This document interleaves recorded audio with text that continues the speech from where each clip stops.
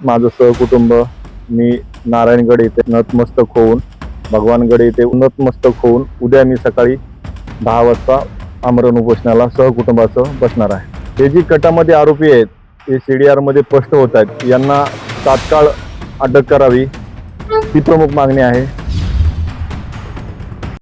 माझं सहकुटुंब मी नारायणगड येथे नतमस्तक होऊन भगवानगड येथे नतमस्तक होऊन उद्या मी सकाळी 10 वाजता आमरण उपोषणाला सहकुटुंबासह बसणार आहे.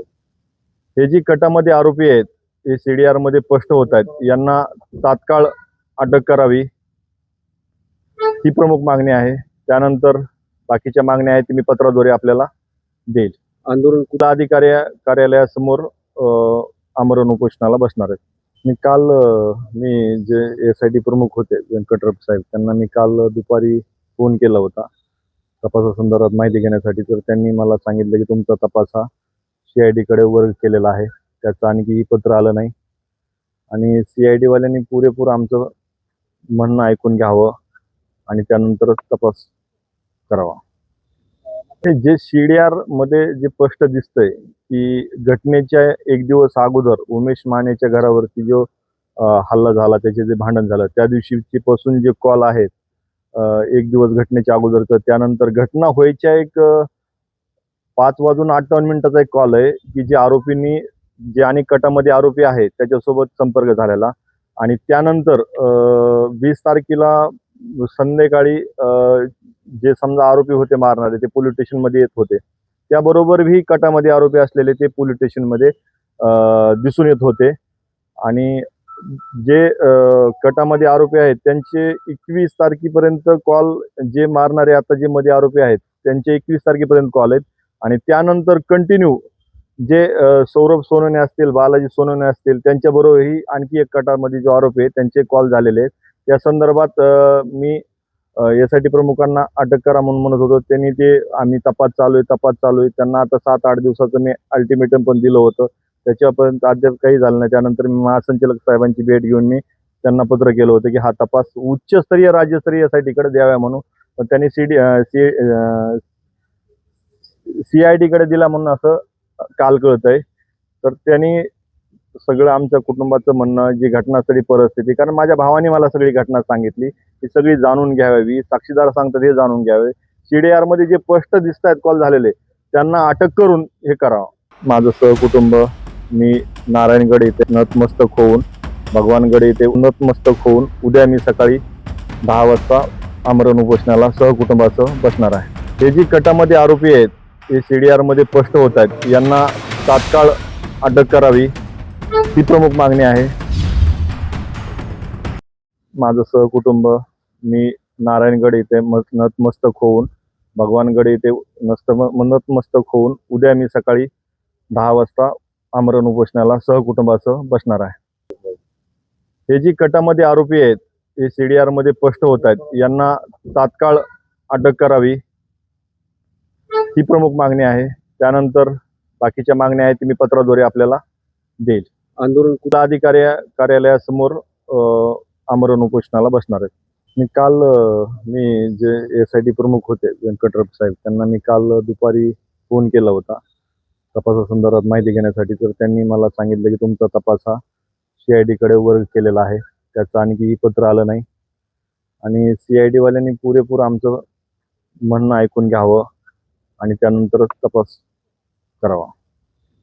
जे CDR मध्ये जे स्पष्ट दिसतंय की घटनेच्या एक दिवस अगोदर उमेश मानेच्या घरावरती जो हल्ला झाला, त्याचे जे भांडण झालं त्या दिवशीची पासून जे कॉल आहेत एक दिवस घटनेच्या अगोदरचं, त्यानंतर घटना व्हायच्या एक 5:58 एक कॉल आहे की जे आरोपींनी जे आणि कटामध्ये आरोपी आहेत त्याच्यासोबत संपर्क झालेला आणि त्यानंतर 20 तारखेला संध्याकाळी जे समजा आरोपी होते मारणारे ते पोलीस स्टेशनमध्ये येत होते.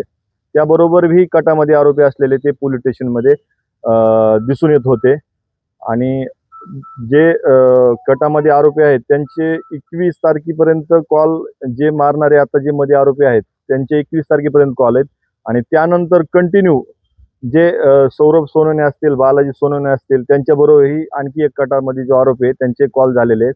त्या संदर्भात मी SIT प्रमुखांना अटक करा म्हणून म्हणत होतो. त्यांनी ते आम्ही तपास चालू आहे त्यांना आता 7-8 दिवसाचं मी अल्टिमेटम पण दिलं होतं. त्याच्यापर्यंत अद्याप काही झालं नाही. त्यानंतर मी महासंचालक साहेबांची भेट घेऊन मी त्यांना पत्र केलं होतं की हा तपास उच्चस्तरीय राज्यस्तरीय SITकडे द्यावा म्हणून. पण त्यांनी CID कडे दिला म्हणून असं काल कळतंय. तर त्यांनी सगळं आमच्या कुटुंबाचं म्हणणं, जी घटनास्थळी परिस्थिती, कारण माझ्या भावाने मला सगळी घटना सांगितली, ती सगळी जाणून घ्यावी. साक्षीदार सांगतात हे जाणून घ्यावे. CDR मध्ये जे स्पष्ट दिसत आहेत कॉल झालेले, त्यांना अटक करून हे करावं. अत्याचार प्रकरणातील आरोपी 18 दिवसांपासून फरार. उमेश मानेला तात्काळ अटक करा. पीडित महिलेची पोलीस अधीक्षकांकडे धाव.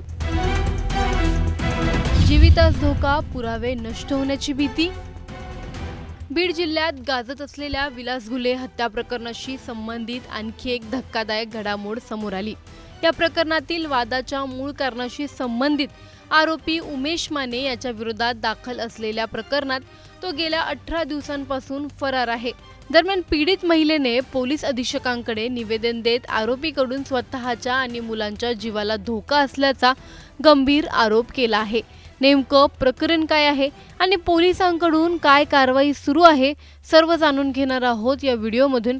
व्हिडिओ शेवटपर्यंत नक्की पहा आणि टाइम्स नाऊ मराठीच्या यूट्यूब, इंस्टाग्राम आणि फेसबुक पेजला फॉलो करायला विसरू नका. विलास घुले हत्या प्रकरणाची चर्चा सुरू असतानाच या संपूर्ण प्रकरणातील आणखी एक महत्त्वाचा पैलू पुन्हा एकदा चर्चेत आला आहे. पोलिसांच्या तपासात समोर आलेल्या माहितीनुसार या हत्येच्या आधी एका विवाहित महिलेने उमेश माने याच्या विरोधात गंभीर आरोप केले होते. महिलेच्या तक्रारीनुसार तिच्यावर लैंगिक अत्याचार करण्यात आला. तिचे कथित व्हिडिओ तयार करण्यात आले आणि ते व्हायरल करण्याची आणि तसेच जीवे मारण्याची धमकी देण्यात आली. या तक्रारीमुळे दोन्ही बाजूंमध्ये तणाव वाढला आणि त्यानंतर निर्माण झालेल्या वादातून पुढे विलास घुले यांच्या हत्येची घटना घडल्याचा तपास यंत्रणांचा संशय आहे. या प्रकरणात गुन्हा दाखल झाल्यानंतर उमेश माने हा पोलिसांच्या रडारवर आला. मात्र गुन्हा दाखल झाल्यापासून तो सतत फरार असल्याचा आरोप केला जात आहे. आता तब्बल 18 दिवस उलटूनही आरोपी पोलिसांच्या हाती लागलेला नसल्याने तपासाच्या गतीवरही प्रश्न उपस्थित होऊ लागलेत. दरम्यान पीडित महिलेने थेट बीडच्या पोलीस अधीक्षकांकडे निवेदन देत आरोपीला तातडीने अटक करण्याची मागणी केली आहे. आपल्या निवेदनात महिलेने अत्यंत गंभीर बाबींचा उल्लेख केलाय. आरोपीने तक्रार केल्यास स्वतःला आणि आपल्या मुलांना ठार मारण्याची धमकी दिली होती असा तिचा दावा आहे. एवढंच नाही तर अत्याचाराशी संबंधित कथित व्हिडिओ आरोपीच्या मोबाईलमध्ये असल्याचा आरोप करत तो फरार राहिल्यास ते डिजिटल पुरावे नष्ट होण्याची भीतीही तिने व्यक्त केली आहे. ती नेमकं काय म्हणाली आहे तुम्हीच ऐका. उमेश माने आरोपी आहे. मग त्यानं माझ्यावर बलात्कार केला आणि बळजुबरीने बलात्कार झालेला आहे. बळजुबरी करून माझे व्हिडिओ हे काढले त्याने. मग त्याच्यावर मग आम्ही पोलीस स्टेशनला गेलो. मग तक्रार दिली तिथं. मग तक्रार दिल्याच्या नंतर मग 18 दिवस झाले आज. मग त्याला अटक का झाली नाही तर माझ्या मुलांना मला भीती आहे त्याच्यापासून. जर ते जर कुठून जर आलं मारलं तर भीती आहे, मला भीती वाटते त्याचीच. मग त्याला लवकरची लवकर अटक करण्यात यावी. त्याच्या पहिले दिली ती मला एकदा धमकी. त्याने जर तुझं आता कंप्लेंट करायला जाशील पोलिसात तर तुझ्या मुलांना तुला जीव मारून टाकेल अशी धमकी दिली ती मला तिथे. त्यामुळे आरोपीला त्वरित अटक करून त्याच्याकडील मोबाईल जप्त करावा अशी तिची मागणी आहे. दुसरीकडे पोलिसांनी या प्रकरणाचा तपास सुरू असल्याचं सांगितलं आहे. उमेश मानेचा शोध घेण्यासाठी 3 स्वतंत्र पथके काम करत असून विविध ठिकाणी त्याचा शोध सुरू असल्याची माहिती तपास अधिकाऱ्यांनी दिली आहे. आरोपीला अटक झाल्यानंतर त्याच्याकडील मोबाईल आणि इतर इलेक्ट्रॉनिक पुराव्यांची तपासणी करून संपूर्ण घटनाक्रम उलगडण्याचा प्रयत्न केला जाणार असल्याचंही पोलिसांनी स्पष्ट केलंय. विलास घुले हत्या प्रकरण आणि त्याच्याशी जोडल्या जात असलेल्या या अत्याचार प्रकरणामुळे बीड जिल्ह्यातील वातावरण अद्यापही संवेदनशील आहे. एका बाजूला हत्या प्रकरणाचा तपास सुरू आहे तर दुसऱ्या बाजूला फरार आरोपीला अटक करून पीडितेला न्याय मिळावा अशी मागणी अधिक तीव्र होत आहे. त्यामुळे आता या प्रकरणात पोलिसांची पुढील कारवाई आणि आरोपीला अटक कधी होते याकडे संपूर्ण जिल्ह्याचं लक्ष लागलं आहे. दरम्यान तुम्हाला या प्रकरणाबद्दल काय वाटतं आम्हाला कमेंटमध्ये नक्की कळवा. व्हिडिओ लाईक व शेअर करायला विसरू नका. तसंच अशा नवनवीन अपडेट्ससाठी आणि माहितीपूर्ण व्हिडिओजसाठी टाइम्स नाऊ मराठीला नक्की फॉलो करा.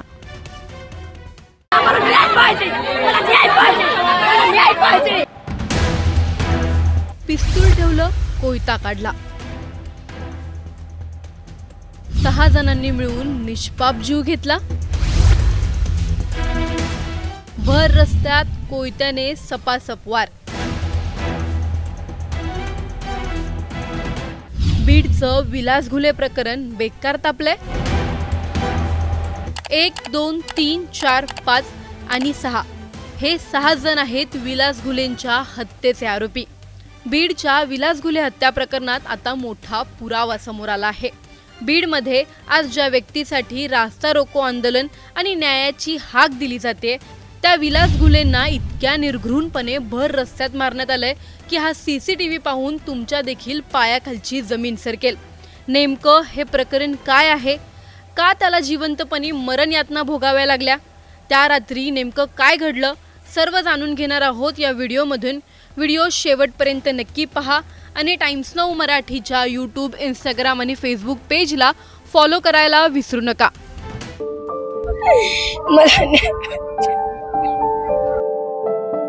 बीड जिल्ह्यातील केज तालुक्यातील टाकळी गावातील विलास घुले हे नेहमीप्रमाणे धाब्यावर उपस्थित होते. 20 जूनच्या रात्री केज जवळील टोलनाका परिसरातील एका धाब्यावर बॅनरच्या कारणावरून 2 गट आमनेसामने आले.